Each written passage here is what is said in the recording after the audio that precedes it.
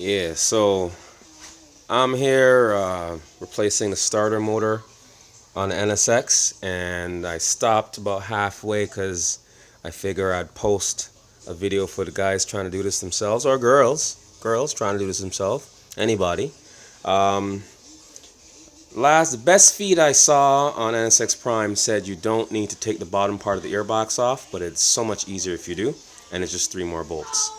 If you look here in the engine bay, you'll see that I've taken the bracket out of for the box completely. It's moved from the intake, and basically all you're removing after that is the ground wire and the power wire. See the power wire here bolts in with a 12 mil. And then the ground wire just plugs in. It's over here. Let's see if you can get a good look. Yeah, it's standard Honda ground wire. It's pretty typical. Or vice versa. The plug might be the power and the other one's the ground, but they're completely different, so you can't mess them up. And then you need a 17 mil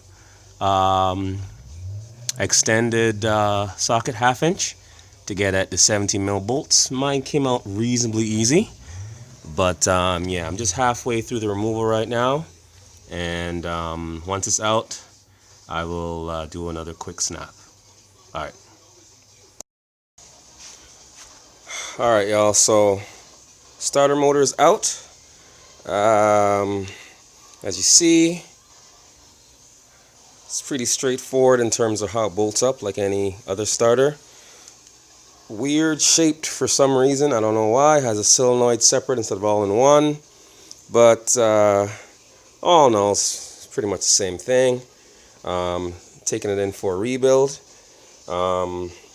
It is best to loosen the bottom bolt first.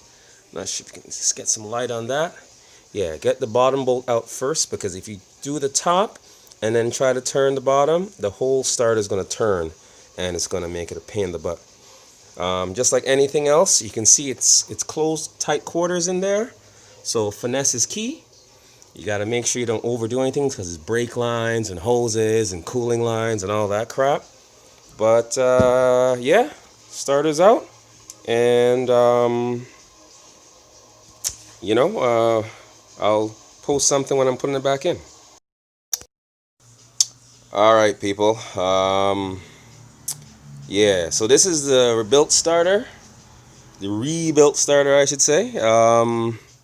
It was a mess, 95, right? So it had a couple of years to break down.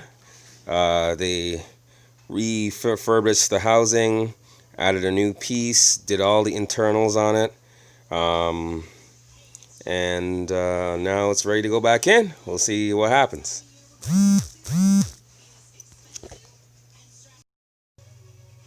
Alright, so the starter is back in place. The top 17 mil is a bit of a pain to get in. Once that is in, then it's pretty much clear sailing. It does take a bit of finesse to get it in. You can see the starter here. I'm trying to get it so you can see the starter motor. Let's see. Yeah, see there? That's the starter right there. That's the back of the starter. That's the little brace. On the top left side is a little bracket that's supposed to hold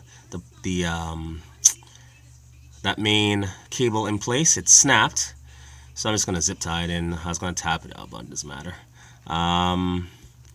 Yeah, so get the top bolt in. There's a little bit of finessing.